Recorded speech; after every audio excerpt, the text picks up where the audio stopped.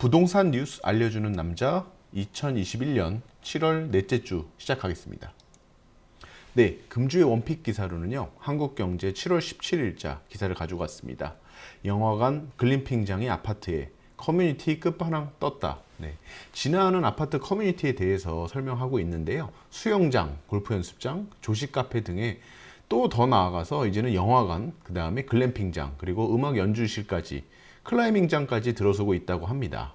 코로나 시대에 이 아파트 혹은 그 단지 내에 머무르는 시간이 많다 보니까 커뮤니티 시설도 한층 더 업그레이드 되는 현상입니다. DNELC의 컬처 스튜디오, 음악 하시는 자녀분들 두신 부모님들 너무나도 좋아하시겠죠. 개포 시형 아파트 DH 포레스트 옥상의 글램핑장, 가족들 많이들 좋아하실 것 같으세요. 그 다음에 서초 그랑자이 CGV 살롱, 네, 조합원들을 위한 특별 영화관입니다. 그 다음에 레미안 리더스원, 명상 필로티 가든 등 다양한 공간들이 생기고 있고요.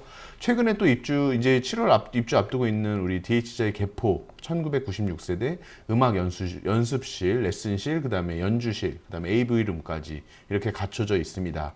이런 커뮤니티들은 점점 우리나라 그 건설사들이 경쟁적으로 어떤 브랜드 이미지화하고 같이 지금 맞물려서 더욱더 열심히 하고 있는 모습이 저는 사실 되게 좋은 우리 아파트 그 문화를 새로 만들고 있다, 이렇게 좀 보고 있습니다.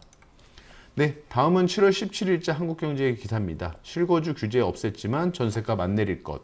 시장에는 사실 혼란이 지금 가중되고 있어요. 세입자 내보내고 입주한 주인분들, 인테리어까지, 그 다음에 이사비까지 비싸게 썼는데 지금 오히려 분통을 터뜨리고 계시고, 그 다음에 실거주 요건 채우기 위해서 등록 임대주택을 말소해가지고 오히려 수천만 원 벌금까지 내신 사례도 있다는 겁니다. 그래서 이런 것들 사실 시장이 너무 규제를 오면 바로바로 즉각적으로 그 규제에 맞춰서 대응하시는 것도 때로는 조금 늦게 속도를 조금 조절하시는 것이 좋을 것 같다고 지지난주에 제가 이제 기사 소개하면서 말씀드렸는데, 요거에 대해서 요즘 조금 문의가 있었나 봐요. 정부 정책 변화에 고의나 과실이 있다고 보기는 어렵기 때문에 이게 손해배상으로 이어지긴 쉽지 않겠다라는 법률 전문가의 의견도 있었는데 사실 조금은 씁쓸한 부분도 있습니다.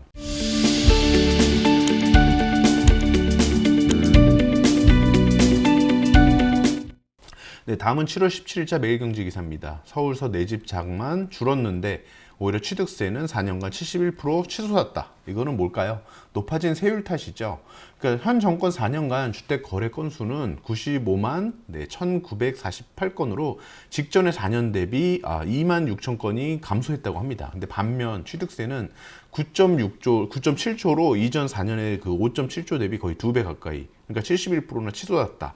이 말은 결국은 높아진 세율 그리고 집값이 상승함으로써 취득세는 상승했다, 이렇게 보시면 될 것 같습니다. 네, 다음은 한국경제 7월 17일자 기사입니다. 종로 을지로 도심의 파격 용적률, 2030의 수만 가구 공급. 네, 고밀도 복합 개발입니다. 이 서울 도심의 이제 고밀도 개발을 함으로써 도시의 노후화도 억제하고 주택 공급을 확대하겠다라는 건데, 문제는 일부 지역에만 파격 용적률을 적용할 때는 역차별의 소지가 있겠죠. 그리고 개발 이익에 대한 특혜 시비도 있을 거고요.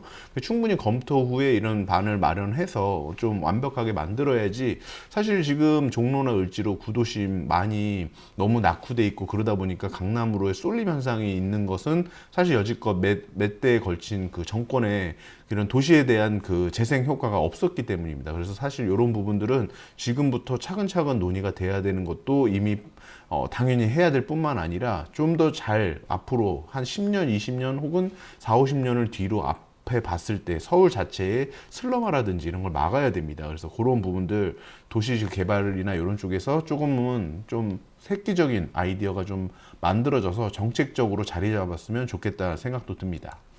네, 다음은 7월 17일자 서울경제 기사입니다. 목동 3개월 만에 17억에서 23억. 네, 풍선 효과 노원 집값 2.3% 상승했다.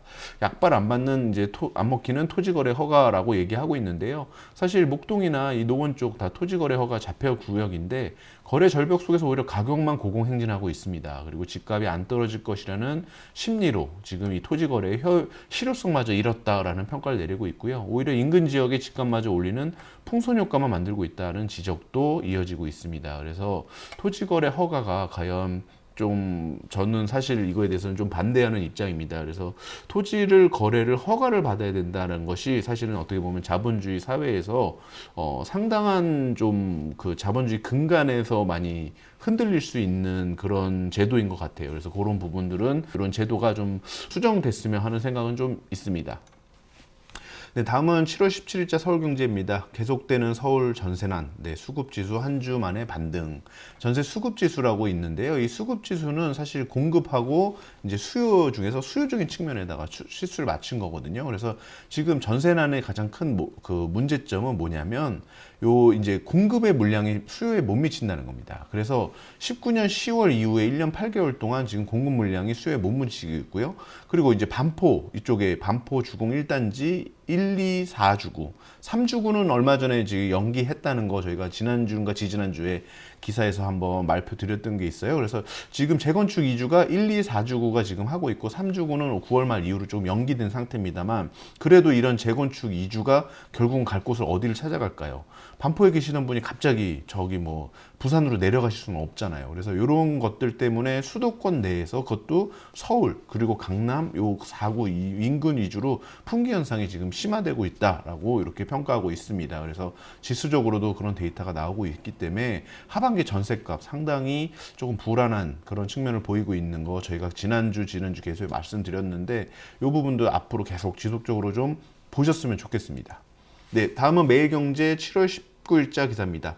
사전 청약이 주변 분양가보다 13% 비싸네. 네, 13% 비싸다는 거 여기서 좀 결론 먼저 말씀드리겠는데 이 3기 신도시 사전 청약 지난번에 지지난주에 이제 말씀드렸어요. 이번에 나오는 게 1차입니다. 그래서 인천 계양, 남양주 진접, 그다음에 성남 복정, 의왕 청계, 그다음에 위례까지 이렇게 해서 5곳 총 4,333채가 사전 청약을 하는데 정부는 이제 시세 대비 60에서 80%로 공급하겠다 했지만 부동산 정보업체 직방에서 이제 조사를 해봤습니다. 그랬더니 평균가보다 높거나 그 다음에 인천 계양만 조금 낮았다. 그래서 87.4%가 인천 계양이고요. 그 다음에 113.2%에서 13% 높은 위례나 복정 같은 경우 복정이 가장 높았다고 그래요. 그래서 13%까지 높았다. 그래서 이렇게 오히려 60에서 80%로 공급되는 것보다 높다. 이런 측면도 기사화했습니다.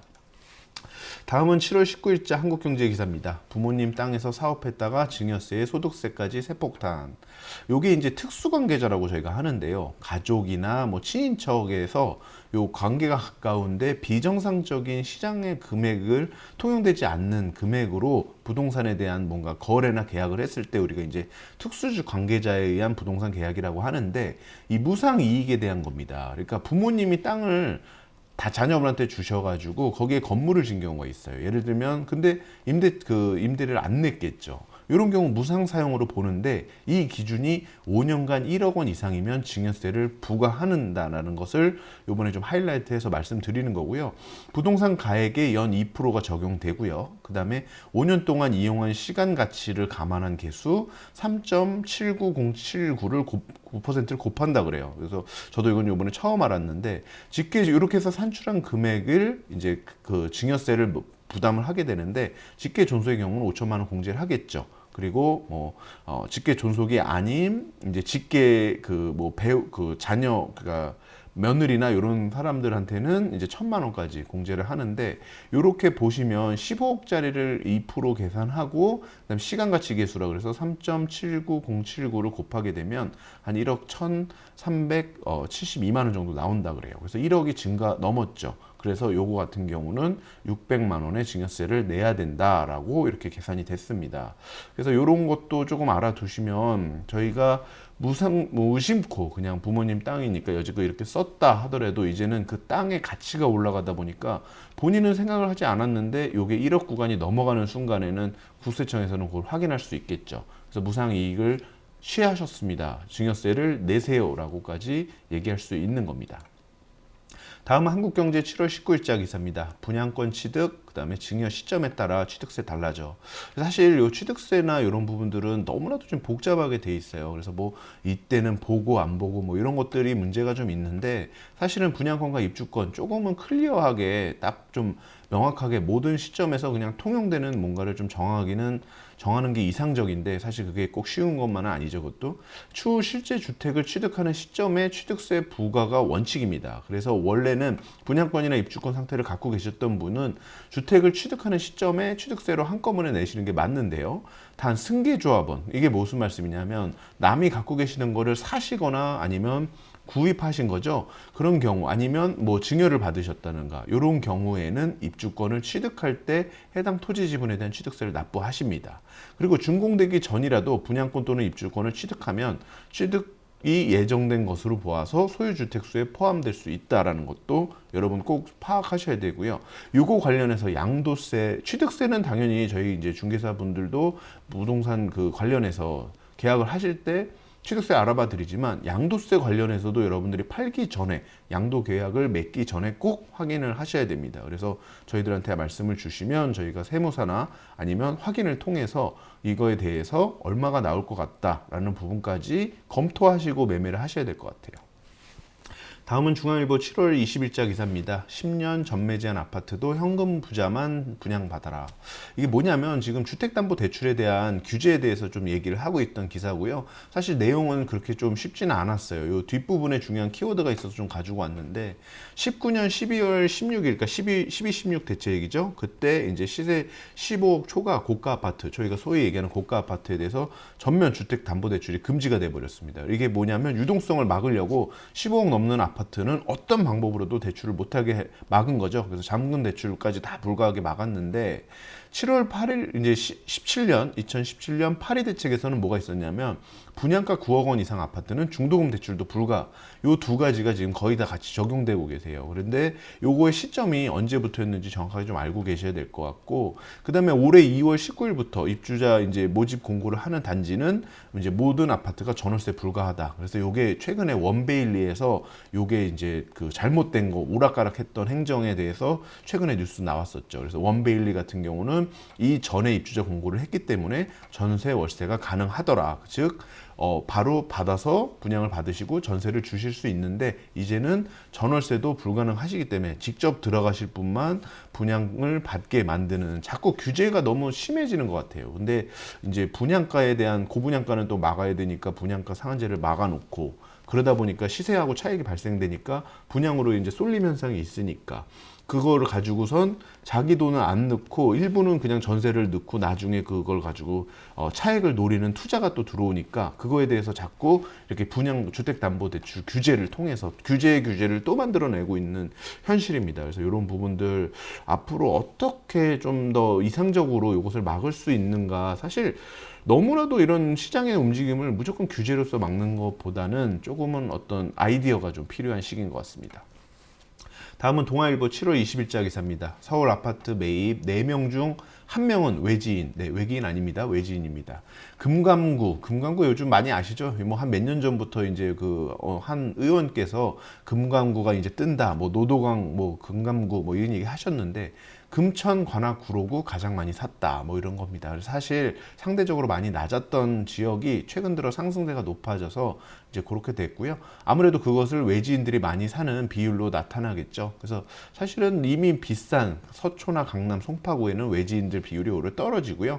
노도강, 그 다음에 마용성, 금감구, 예, 사실 요 용어 다 앞자만 줄인 겁니다. 그래서 요 부분들 많이들 이렇게 좀 보고 계신데, 이런 부분들 그 뭐에서 나왔을까요? 집합건물 매수자 주소지 분석 결과에 의한 거기 때문에 사실 큰 의미가 있나 전 싶어요. 주소지를 일시적으로 거기 외에 살고 있다가 또 다시 들어갈 수도 있고, 뭐 아니면 직장상의 문제나 자녀분들 문제로 주소지를 옮기는 경우도 있잖아요. 그래서 이런 부분들이 사실은 크게 문제가 어떤 정말 중요한 데이터인가라는 생각은 들지만, 그래도 한번 이렇게 또 외지인들이 샀다는 것이 4분의 1 이상 정도는 외지인이 샀다, 이런 부분들도 한번 눈여겨보셨으면 좋겠습니다.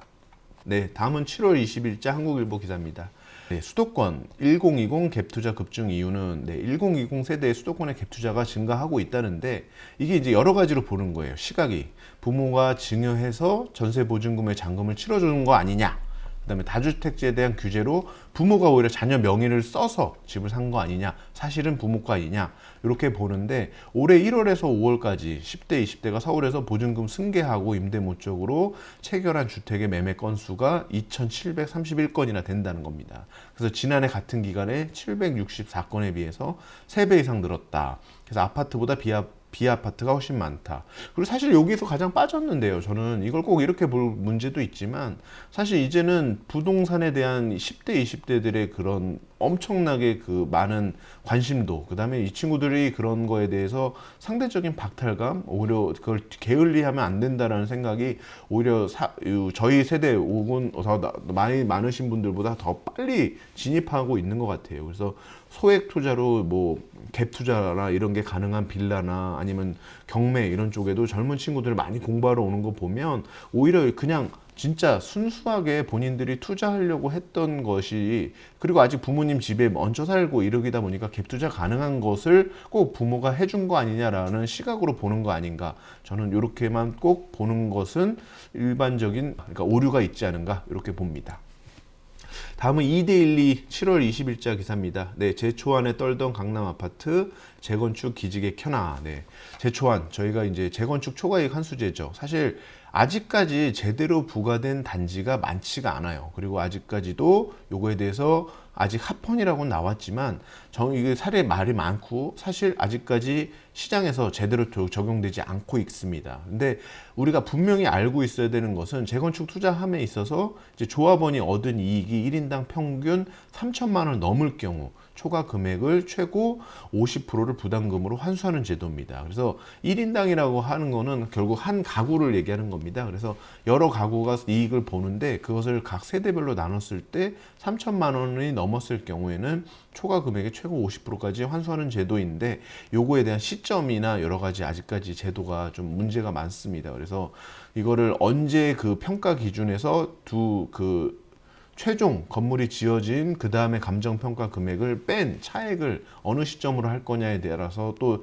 시점이 여러 가지가 있고요. 그 다음에 재건축이 조합에 설립되고 10년 이상 장기화된 경우에는 또 어느 시점으로 볼 거냐, 뭐 이런 것들 또까지 깊이 들어가면 있는데, 이러한 부분들도 추후에 한번 꼭지로 가지고 오겠습니다. 그래서 이런 아직까지 지금 물밑에 있는 큰 이제 암초라고 볼 수 있는데, 초과이익 환수제에 대해서 조금은 알고 계셔야 될 부분들 있고요. 많이 재건축 투자하시는 분들 문의하시고 있기 때문에 또 한번 기사로 이렇게 가져와 봤습니다.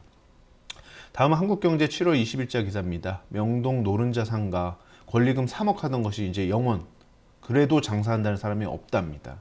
정말 요즘은 명동이나 이런 데 가면 너무 을씨름스러운 모습에 저도 깜짝 놀라곤 해요. 제가 대학교 때 갔던 그 명동이나 아니면 중고등학교 때 갔던 그런 때 이제 갔던 부모님하고 갔던 그런 곳과는 지금 너무나도 바뀌어 있더라고요.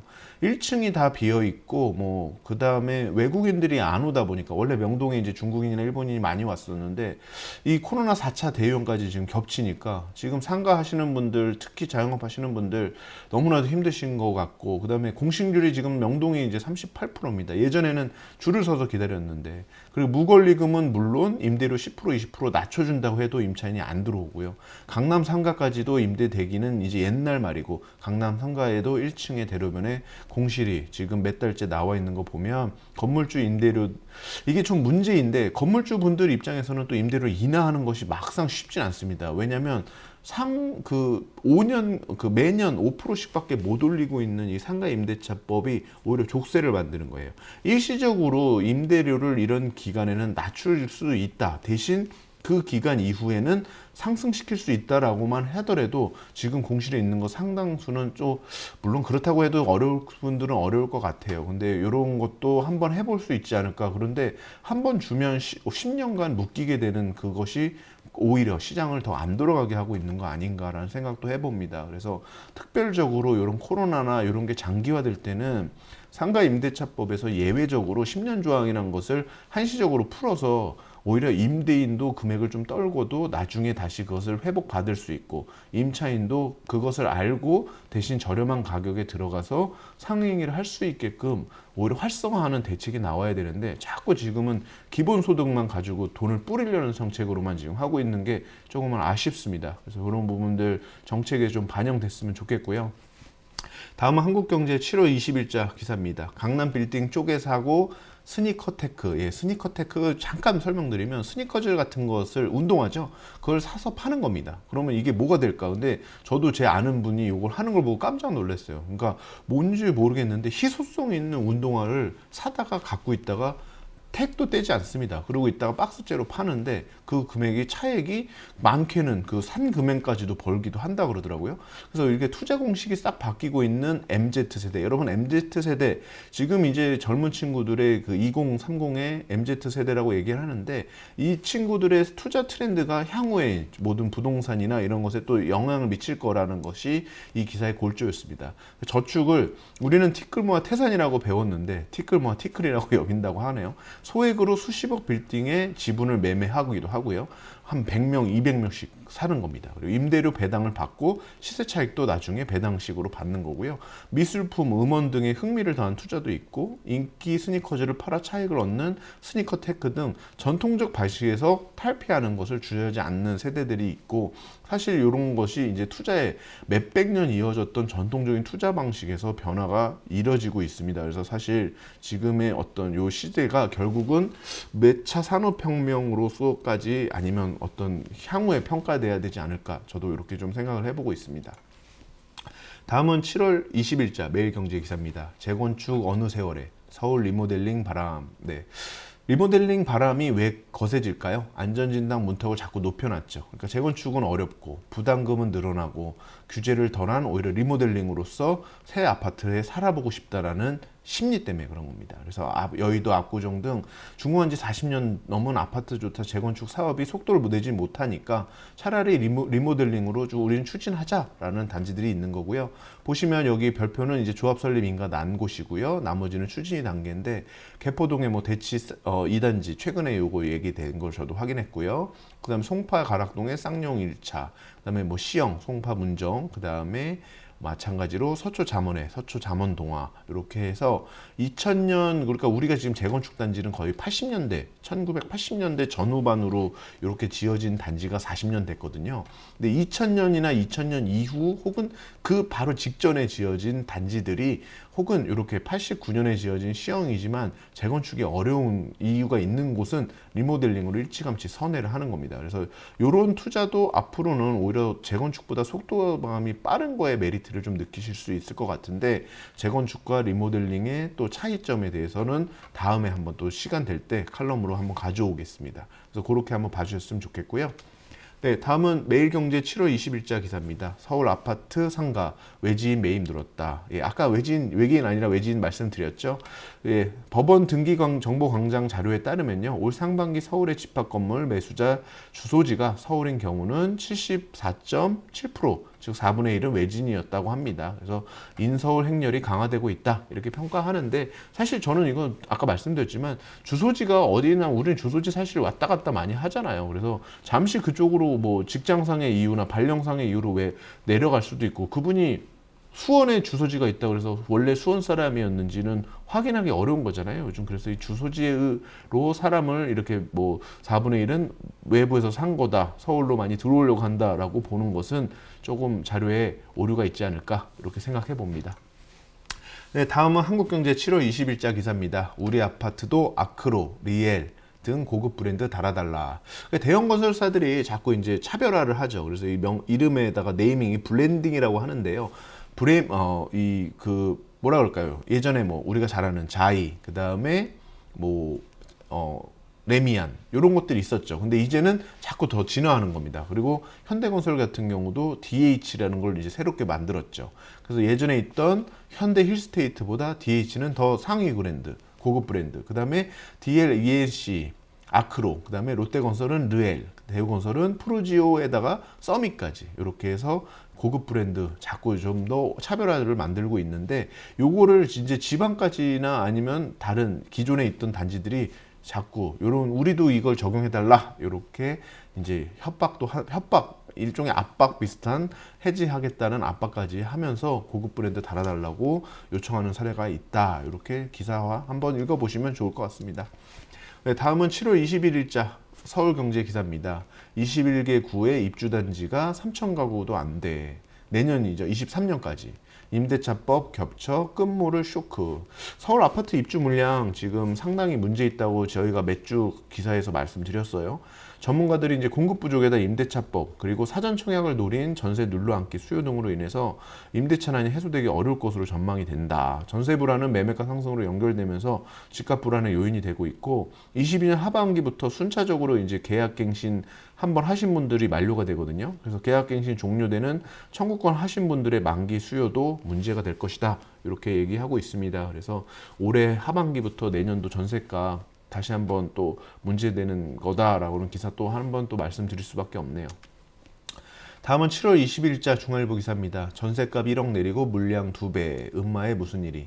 사실 이 음마 아파트는 그냥 이름 자체로 너무나도 이제 그 주목성이 크니까 기사에 무조건 음마를 넣는 것 같아요. 그래서 항상 요즘은 좀 그 가십거리에 뭐 신문에 항상 이렇게 나오는 단지가 돼버렸는데 재건축 조합원 실거주 2년 백지화. 일주일 만에 전세 매물이 120%나 증가했다. 그래서 전세값은 올해 1억 내렸고 물량은 2배까지 늘었다 이렇게 얘기하고 있는데요. 다음에 또 비슷한 기사가 하나 있어서 그때 조금 더 말씀드리려고 하고요. 요 다음으로 좀 잠깐 넘어가겠습니다. 7월 21일자 서울경제 기사입니다. 지방의 신축이 23%로 올랐고요. 서울 재건축만큼 올랐다. 그래서 저기 이제 그 표가 너무 잘 정리가 됐더라고요. 그래서 지난 4년간 그 연령별 아파트값 상승률, 그래서 17년 5월부터 21년 5월 6월까지 그래서 약 4년하고 1개월 동안에 이제 서울에 가장 상승률이 높았던 거는 오히려 재건축 단지였습니다. 그래서 20년 초과한 곳이 23.5%, 즉 4분의 1 이상이 올랐고요. 그 다음에 전국적으로 보면 오히려 5년 이하, 오히려 신규 아파트가 강했다. 지방인 경우에는 신축이 강했고요. 그다음 서울 같은 경우는 오히려 5년 이하는 상당히 이미 오를 만큼 올랐다라는 인식도 좀 있었다라고 오히려 반대된 거죠. 그래서 이런 의미도 좀 눈여겨 보셨으면 좋겠고. 아파트 연령별 이제 매매 가격 지수라는 것을 분석한 결과라고 합니다. 그래서 상승률 자체인데 금액 자체는 지금도 5년 이하가 높습니다. 그래서 상승률이 높은 거지 금액이 높은 것은 아닌데 그만큼 얘가 상승하면서 주도하는 신축 아파트 끌고 올라가고 있잖아요. 전국적으로 신축 아파트 끌고 올라가고 있고 서울은 지금 신축 아파트 끌고 올라가면 약간 더뎌지면서 오히려 20년 초과한 재건축에서 지금 붐이 부른 거고요. 전국적으로는 아직도 5년 이하의 신축 아파트에 대한 붐이 큰 거라고 이렇게 이해하시면 될 것 같습니다. 네, 음마 계속 이어서 좀 말씀드릴게요. 전전 페이지 말씀드렸던 건데 7월 21일자 매일경제입니다. 실거주 대목 뽑히자 음마 전세 쏟아져. 그래서 사실 뭐 쏟아졌다고까지 얘기하는데 이게 4,000세대가 넘는데 전세 매물이 163건이에요. 그러니까 그걸 뭐 쏟아졌다고 표현하는 것 자체는 조금 자극적이긴 합니다. 제가 볼 때는. 근데 이제 70건이었던 수준에서 이제는 160건까지 늘었고 앞으로도 좀 더 늘 수 있다. 이렇게 좀 이해하시면 될 것 같고요.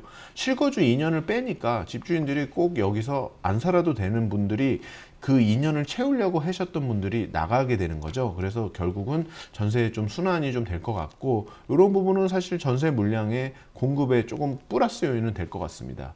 그리고 80건이었던 월세 매물도 꾸준히 늘어서 115건이나 됐다고 합니다. 그래서 올 하반기에 전세 물량에 오히려 좀 도움이 되는 그럴 수 있을 것 같은데 금액 자체는 어떻게 될지 한번 지켜봐야 될 것 같습니다.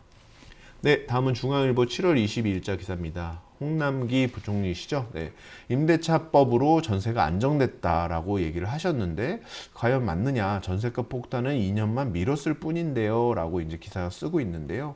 임대차법으로 전세가 안정됐다고요? 이 얘기죠. 근데 임대차 갱신율이 이제 그 정부의 논리는 그 법으로 이제 안정시켰다는 논리는 임대차 갱신율이 70.7%로 상승한 것이 안정됐다라고 얘기하는데 이건 갱신을 하라고 법적으로 갱신을 하라고 하다 보니까 70.7%가 갱신이 된 거죠.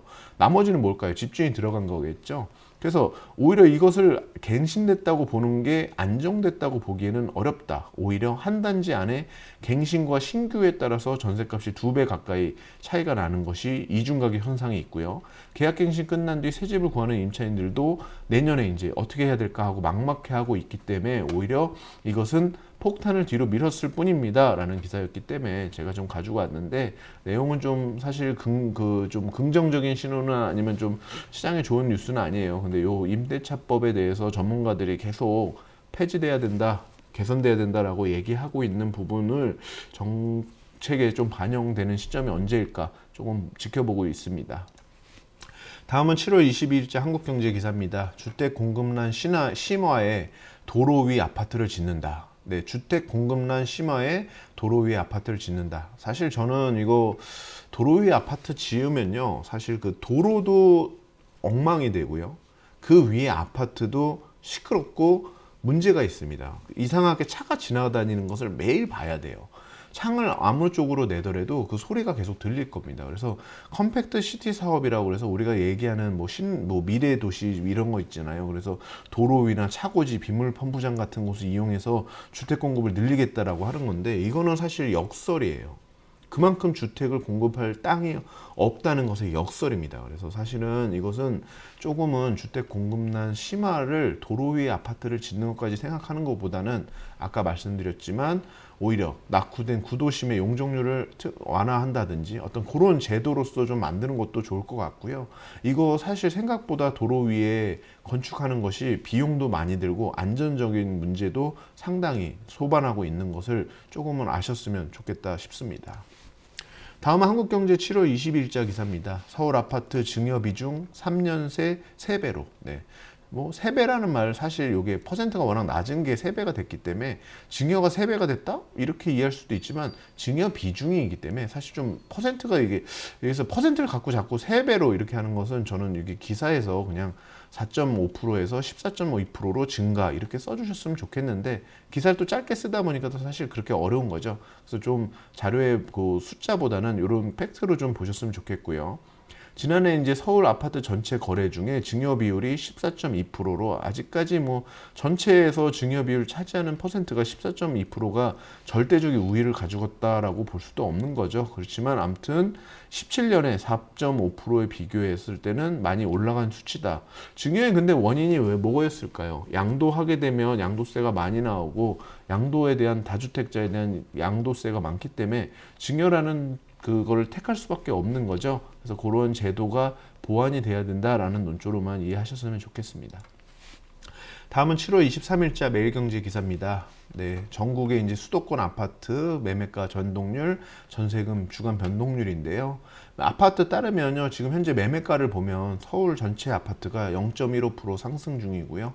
주간 동향입니다. 그럼 서초구가 지금 상당히 그 전세 그 난으로 매매가까지 좀 상승되고 있죠. 그래서 0.19%로 이 강남 3구에서 4구에서 가장 높은 상승률을 보이고 있고요.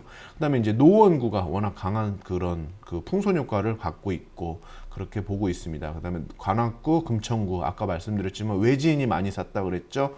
그래서 관악구, 금천구도 상승률 상당히 높았다. 이렇게 보시면 될 것 같습니다. 다음은 한국경제 7월 23일자 기사입니다. 25번 실패가 부른 집값 대란, MB 그리고 박 정부보다 230조가 시가총액이 늘었다, 이렇게 나오고 있는데요. 이게 이제 정권별로 시가총액입니다. 주택 시가총액은 모든 그 주택의 시가를 다 더한 거라고 보시면 돼요. 일종의 주식시장에서 시가총액 얘기하는 거랑 똑같습니다. 그래서 모든 주식의 가격을 다 그 회사의 주식의 총액을 더하는 것처럼 아파트 가격들을 다 더하는 겁니다. 그래서 김대중 대통령 정권 때는 351조가 증가했다 그래요. 그리고 노무현 정권 때는 1205조가 증가했죠. 상당히 많이 그때 집값이 상승했죠.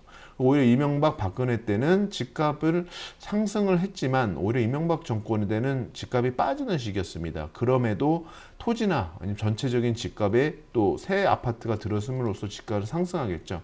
그래서 748조가 증가했습니다. 그리고 박근혜 정부 때는 오히려 747조가 증가했는데 현 지금 문 정권에서는 1716조가 증가했다라고 얘기하고 있고요. 이게 이제 숫자상으로는 당연히 지금 42%나 상승했다라고 얘기를 하고 있습니다. 그래서 원래 16년에 전체 시가총액이 4천조라 그래요. 근데 지금 5,700조가 되고 있다라는, 요거는 좀 의미할 만한 것 같아요. 그래서 5,700조가 되도록 지금 집값이 올라간 거고, 이건 매매 가격이 2배 이상 뛴 단지도 있기 때문에, 그리고 전체적으로 아파트 가격이 상승하고 있는 추세를 반영할 수밖에 없겠죠. 그래서 전체적인 지금 5,700조로 전체 시가총액이 나오고 있다. 이렇게 이해하시면 될 것 같습니다. 다음은 한국경제 7월 23일자 기사입니다. 공급 대책 쏟아냈지만 서울 주택 착공, 준공 모두 다 줄었다. 이렇게 얘기하고 있죠. 이게 착공의 그래프고요. 준공의 그래프인데 20년을 기점으로 계속 지금 꺾이고 있습니다. 그래서 주택 공급 부족, 우리가 주택 공급하는 그 물량을 볼 때 저렇게 많이 보거든요. 준공이 하고 임박하고 있는 그 단지가 몇 개인가, 착공이 된 단지가 몇 개인가, 인허가가 하던 단지가 몇 개인가. 결국은 인허가를 받고 착공을 하고 준공하는 시기가 3년에서 4년 정도가 걸리기 때문에 인허가 받은 물량이 몇 개인가를 알면 4년 뒤에 주택이 공급되는 걸 보겠죠. 이걸 물리적으로 시간을 인허가를 받아서 1년 만에 건물을 질 수는 없잖아요. 그러니까 기본적인 건축을 하는데 들어가는 시간이 있기 때문에 인허가 받고 착공해서 준공하는 데까지 3, 4년 걸리는 것을 감안하면 거꾸로 향후 공급 물량이 나오는 겁니다. 그래서 우리가 지금 공급 물량이 부족하다라는 것이 몇 년 전부터 예측이 됐던 거고, 그게 현재까지도 집값을 꾸준히 잡고 있는 거기 때문에 이 대책에서 가장 중요한 것은 공급에 대한 대책이 나와야 된다라고 문정권 초기부터 나왔지만, 자꾸 세금만 가지고 정권을 자꾸 모든 것을 문제 없다라고 다주택자만을 공격했던 부분이 현재 집값을 좀 상승하는데 꾸준한 견인 역할을 했어요. 그래서 이런 부분들에 대한 대책이 좀 나와야 되는데 아직까지 뚜렷한 공급 대책이 없다라는 것도 여러분들 조금 눈여겨보셨으면 좋겠습니다. 다음은 매일경제 7월 23일자 기사입니다. 대출 규제 풀리자 9억 이하 아파트 사자라는 그런 또 이런 상승세가 나타나고 있다, 이렇게 얘기하는데, 사실은 이거는 조금 이렇게 보기는 어렵고요. 사자라는 뜻은 원래 그분들은 원래 사고 싶었던데 대출 규제 풀리기 때문에 사게 된 겁니다. 근데 이거를 규제가 풀림으로써 사게 됐다라고 보시기는 조금 어려울 부분도 있고요. 무주택자 실수요자에 대한 대출 한도 확대로 9억 원 이하 아파트에 매수세는 유입이 된 겁니다. 그리고 원래 사고자 하는 욕구가 있었기 때문에 9억 원 이하까지 사게 되니까 9억 원 이하 아파트를 들여다보겠죠. 그래서 안성, 안양, 부평 단지 이쪽의 일대에 9억 원 이하 아파트가 최근에 상승세가 두드러진다라고 보고 있습니다.